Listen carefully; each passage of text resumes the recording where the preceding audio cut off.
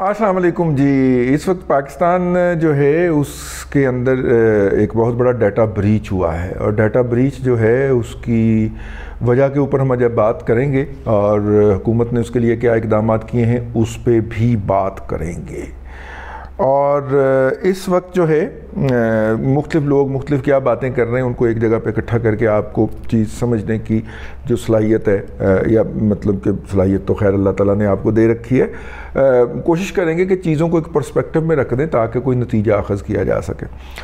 ये जी कि इंडी शेल के नाम से एक प्रोफाइल बनी है अगस्त 2022 में और वो आपको पता ब्लैक वेब के ऊपर बनी है। ब्लैक वेब जो है वो वर्ल्ड वाइड वेब से पैरेलल एक सिस्टम चलता है। अगर आपने मैट्रिक्स फिल्म देखी हो तो आपको वेब और पैरेलल वेब का समझ आ जाएगा। नहीं देखी तो मैट्रिक्स 1 ज़रूर देखी है, हाँ, तो वो चीज़ें समझ आ जाएंगी। ये इंडी शेल ज़ाहिर पहला हिस्सा इसका इंडी जो है वो इंडिया से लिया गया है और शेल जो है वो वैसे ही साथ में जोड़ दिया, ठीक। और इन साहब ने ये बनाई है, उन्होंने कहा है कि जो उनका दावा है कि मेरे पास डाटा मौजूद है 8 GB का। ये 8 GB का डाटा जो है ये 100+ फाइल्स हैं और ये प्राइम मिनिस्टर और दीगर हाई प्रोफाइल लोगों की गुफ्तगू है आपस में और ये जो है वो रिकॉर्डिंग की जा रही है। 3 ऑडियोज़ उसने सैंपल के तौर पे मुफ्त में छोड़ी हैं जिसके ऊपर इस वक्त पूरी डिस्कशन हो रही है। ये 100 से ज़्यादा ऑडियोज़ हैं और बाज़ इत्तलात के मुताबिक 131 के करीब ऑडियोज़ हैं। ये ऑडियो का डाटा है, ये वीडियो का नहीं है। और ये ऑडियो का जो डाटा है इसमें जो है वो गुफ्तगू है पाकिस्तान के वज़ीर आज़म की, वज़ीर दिफा की, वज़ीर कानून की, जो सैंपल्स जो छोड़े गए हैं ना उनके अंदर। ताहम इमरान अहमद ख़ान न्याज़ी साहब ने रहीम यार ख़ान के जलसे के अंदर फरमाया कि जनाब वो मरियम नवाज़ शरीफ की जो है वो ऑडियो रिलीज़ हुई है और वो कह रही है कि इसको ना चीफ़ ऑफ आर्मी स्टाफ बनने देना, ये भारत को नापसंद करता है। लाला सहराई के बारे में उन्होंने कहा है। अब मसला ये है कि वो तीनों ऑडियोज़ जो हमने सुन ली हैं उसमें इमरान अहमद ख़ान न्याज़ी के इस दावे का कहीं कोई ज़िक्र मौजूद नहीं है। इमरान अहमद ख़ान न्याज़ी के किसी मामले का कोई ज़िक्र मौजूद नहीं है। तो फिर इमरान अहमद ख़ान न्याज़ी को कैसे पता चला? रहीम यार ख़ान भी तो मेरा मतलब है कि बहावलपुर कोर के अंदर से ही मॉनिटर होता है ना, तो वहाँ पे देखा फिर जलसे भरपूर हुए।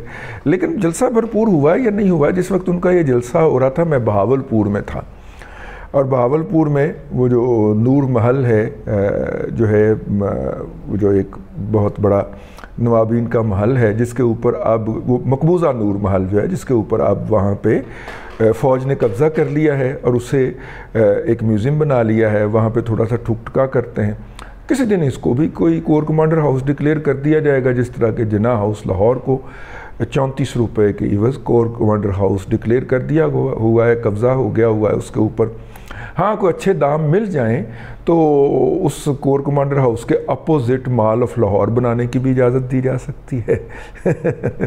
ठीक है ना, अगर रियाज मलिक को अच्छे दाम दे दे तो वो उसके सामने ये भी हो सकता है, बल्कि कोर कमांडर हाउस भी बेचा जा सकता है। सर मैं बाद कोर कमांडर कितों बनना है या चीफ ऑफ आर्मी स्टाफ कितों बनना है, मेंटेलिटी तो यही है ना। मैं तो अपना 4-5 अरब रुपया सीधा करूँ ना। चलिए ये मैंने कहा जो मैं वहाँ पे था और वहाँ पे फुल प्रोटोकॉल में ले जाया जा रहा था। एक दावत दी थी एक नफीस आदमी ने और उनके यहाँ हाज़री थी अपनी मादरे इल्मी इस्लामी यूनिवर्सिटी बहावलपुर का एक एम ए अपना उतों का भी आया हो, ठीक है। वैसे पंजाब यूनिवर्सिटी ही सारी है लेकिन एक एम ए उधर से भी किया हुआ है, तो फिर मादरे इल्मी ठहरी इस्लामी यूनिवर्सिटी बहावलपुर। तो उनके वाइस चांसलर साहब बहुत नफीस आदमी है, उन्होंने तलब फरमाया हुआ था। तो रात को डिनर उन्होंने उस किले के अंदर वो किला महल के अंदर रखा, ठीक है, वो जो नूर महल जिसको कहते हैं। तो वो नूर महल के अंदर जब हम जा रहे थे तो रास्ते में एक गोल चक्कर जो है वहाँ पे आता है, अब पता नहीं वो कौन सा था, मेरा ख्याल फरीद गेट वाला तो नहीं था, कोई और था। उसके एक हिस्से को ब्लॉक किया गया हुआ था, क्योंकि वहाँ पे इमरान खान साहब की तकरीर नशर हो रही थी, रहीम यार खान वाली बराह रास्त। और जो है वो रहीम यार खान वाली तकरीर को कोई 80 से 120 के दरमियान कोई फिगर होगा, 80 भी वैसे मैं ज़्यादा कह रहा हूँ, चले 100 कह लो, 100 यूथिये जो थे वो सड़क पे खड़े हुए थे और उसको मजहूल तरीके से देख रहे थे। ठीक, यूथिये चार्ज हो रहे थे उसके अंदर। बहरहाल बहुत बड़ा इज्तिमा था वहाँ पे, पूरे बहावलपुर शहर में से इस कदर यूथिये निकले। तो खैर वो हम उधर से चले गए, तो इससे आप अंदाज़ा कर सकते हैं। तो वैसे भी वो अपने अब्बा जी के घर गए हुए थे, तो वहाँ पे तो उन्होंने इस तरह की बात कहनी थी। अब ये जो बात उन्होंने कही है, ये जो लीक्ड ऑडियो है उनके अंदर तो इसका जिक्र नहीं है। तो इसका मतलब है कि इमरान अहमद ख़ान नियाज़ी या उसके फीड करने वालों की उन ऑडियोज़ तक भी रसाई है, उन ऑडियोज़ तक भी जो ऑडियोज़ अभी रिलीज़ होनी है, और वो ऑडियोज़ जो हैं वो बिकने के लिए डली हुई हैं। उसने उसकी कीमत मांगी है जी, अल्लाह आपका भला करे, 180 बिटकॉइन। ठीक है, 180 बिटकॉइन जो है ये 3 करोड़ 40 लाख रुपए बनते हैं आज के बिटकॉइन के रेट के मुताबिक, और वो नेगोशिएटेबल है। तो ये कोई इतनी बड़ी रकम नहीं है कि ये वाला डाटा ख़रीद सके, लेकिन इस डाटे से किसी को किसी गैर मुल्क को कोई हमसे दिलचस्पी नहीं हो सकती। उसकी वजह यह क्या है कि जो अब तक की रिलीज़ हुई तीनों वीडियोज़ हैं उनके अंदर सारी इंटरनल कम्युनिकेशन हो रही है। अब ऑडियो जो है इसके 2 तरीके हो सकते हैं रिकॉर्ड करने के। एक तो वो बगिंग का ट्रेडिशनल तरीका जो कि सदियों से तो नहीं, सदी से राज चला आ रहा है, सदी से भी कम, मेरा ख्याल आधी सदी से राज चला आ रहा है कि वो कोई इंस्ट्रूमेंट आप लगा देते हैं जो कि वो करता रहता है। डिजिटल दौर के अंदर जो है अब इससे भी ज़्यादा ख़तरनाक बातें आ गई हैं। पीपल्स पार्टी का जो दौर था जिसमें सदर ज़रदारी साहब सदर रहे थे, उस दौर के अंदर रहमान मलिक को अल्लाह बख्शे, उन्होंने कहा था कि एम्बेसीज़ ने ऐसे इंस्ट्रूमेंट्स लगा रखे हैं कि 500 मीटर की दूरी से आप किसी भी दीवार के पीछे होने वाली गुफ्तगू जो है उसको फोकस कर सकते हैं और सुन सकते हैं और रिकॉर्ड भी कर सकते हैं। तो बहुत सारी एम्बेसीज़ ने, इंक्लूडिंग अमेरिकन एम्बेसी जो है, ये निज़ाम लगाया हुआ है कि वो ऐवान सदर और ऐवान वज़ीर आज़म और पार्लियामेंट हाउस के अंदर होने वाली तकारीर या जो गुफ्तगू है उसको सुन सकते हैं। तो अब पाकिस्तान के अदारे जो इस वक्त प्रोपेगेंडा कर रहे हैं वो तो ये कह रहे हैं कि जनाब ये इस तरह के किसी की कार्रवाई है, लेकिन बात ये है कि वो ये रिकॉर्डिंग करके जो है उसको वेब पे बेचने के लिए क्यों पेश करेंगे, तो वो उस पर हम आते हैं। एक तो ये नुक्ता नज़र है। दूसरा जो है वो फौरी तौर पर नुक्ता नज़र ये है कि ये जनाब एक ग्रुप का कि ये जनाब नंबर 1 जो है उसकी कार्रवाई है, रिकॉर्डिंग उन्होंने की है, तो मेरा मतलब है कि उनके डाटे से चोरी हो गई है। ठीक है। तीसरा जो है जो कि सबसे ज़्यादा स्केपगोट बनेगा वो बनेगा सिविलियन अदारा यानी कि IB इंटेलिजेंस ब्यूरो, और इंटेलिजेंस ब्यूरो साहब जो हैं उन्होंने ये रिकॉर्डिंग की है। और चूँकि इंटेलिजेंस ब्यूरो के अंदर यूथिये मौजूद हैं जिस तरह दुनिया के पाकिस्तान के हर शोबे में मौजूद है। अब मसला ये है कि जो भी अदारा ये रिकॉर्ड कर रहा था, एम्बेसीज़ जो होती हैं उनके नॉर्मली जो फायरवॉल्स होती हैं, जो सिक्योरिटी होती है वो बड़ी सख्त होती है, लेकिन जो बाकी जो है ना पाकिस्तान के अदारों की तरफ आ जाइए तो उनके यहाँ ये सख्त नहीं होता।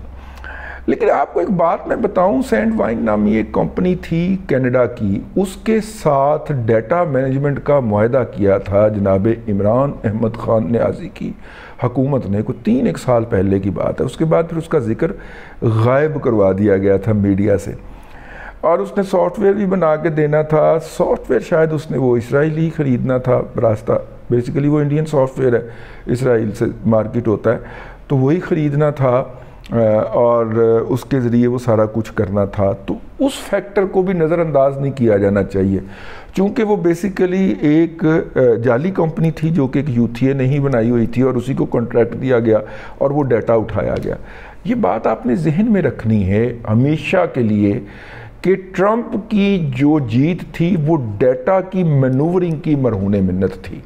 इस डेटा को मनूवर करके लोगों की अजहान साजी ऐसे की गई कि वो ट्रंप को कहते हैं कि जी हम इनकलाब लाने आए हैं, हमें मारेंगे तो इनकलाब कैसे आएगा।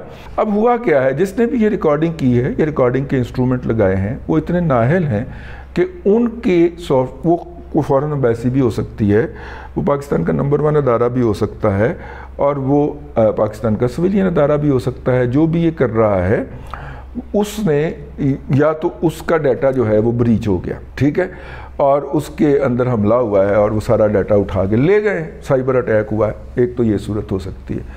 लेकिन जिस तरह इमरान अहमद खान नियाज़ी के मुंह से झूठ मतलब निकला है, जो बक देता है ना, वो तो निकला है, तो उसके बाद तो ये बात अज़र अलमंद शख्स है जो कि मैं आपसे बार बार ये बात कहता रहता हूँ कि लाला सहराई ने एक पैरेलल सेटअप इस्टेब्लिश किया था अमेरिकन को सर्विसेज देने के लिए। तो अमेरिकन तो चले गए यहाँ से, अपना पांडा टींडा उठा के डोली डंडा ले के चले गए, लेकिन वो सेटअप तो अभी एग्जिस्ट करता है ना, हालिया रिटायर्ड शुदा हजरात का एक सेटअप।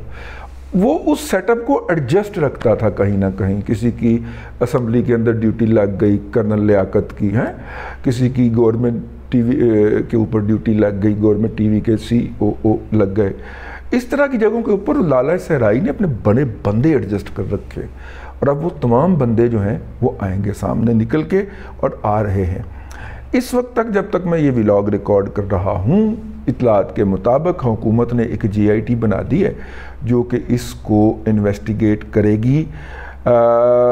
अवान साहब हैं, सैफ अवान साहब जर्नलिस्ट हैं इस्लामाबाद के, उनका ये दावा है कि मुल्ज़िम का पता चल गया है और हुकूमत ने अकेले उस पर हाथ डालने की बजाय ये लाजम ख्याल किया कि बाकी भी अदारों को साथ ले लिया जाए, जिन्होंने बाद में छुड़वाना है कुलीग के चंपू कह के, मतलब मौजूदा कुलीग के चंपुओं को जिन्होंने छुड़वाने के लिए आना है उन्हें भी GIT में डाल दिया जाए कि ये बाद में सिफारिश करने जोगे ना हों, ठीक है, ताकि सबूत सारे उनकी निगरानी के अंदर ही बरामद किए जाएं और उनका एनालिसिस किया जाए। तो देखिए अब इसका क्या नतीजा निकलता है। ये जितना गंद डाला है 5वीं पुश्त की दोगली अबलागी जंग के नाम के ऊपर, और जिस तरह प्रोजेक्ट इमरान खान के तहत पाकिस्तान की जड़ों के अंदर बम लगाए गए हैं, मेजर गोरवारिया तो तमाले डाल रहा है, और इंडिया की जो रॉ है या उनकी जो CBI है उसके अंदर तो वो बाकायदा टेबलों पे सोए हुए हैं कि सानू की करन दी लोड़ है, ये अंदर से ही पड़ गए इनको, वो तो सिर्फ इंजॉय कर रहे हैं कॉफ़ी पीते हुए। और हमारा सिस्टम के अंदर कुछ ज़हनी तौर पे हिरस के मारे हुए और लालचिए जो हैं उन्होंने इस कौम को अपनी बका की जंग लड़ने के ऊपर मजबूर कर दिया है। तो फिर याद करिए राहील शरीफ का वो फ़िक्रा, उसने कहा था पाकिस्तान को, उसका थीसिस था ना 1993 में जब वो कोयटा स्टाफ कॉलेज करने गया था, तो उसने थीसिस लिखा था कि पाकिस्तान को बाहर से नहीं अंदर से ख़तरा है। तो पाकिस्तान को वाकई अंदर से ख़तरा है, और राहील शरीफ तुम्हारे कुलीग्स से ख़तरा है, तुम्हारे जूनियर से ख़तरा है। अब तक के लिए इतना ही, अगले व्लॉग्स के अंदर फिर आपसे मुलाकात होगी। अल्लाह तबारक व तआला आपको आसानियाँ अता करे और आसानियाँ खल्क़े खुदा में तकसीम करने की तौफ़ीक़ अता करे।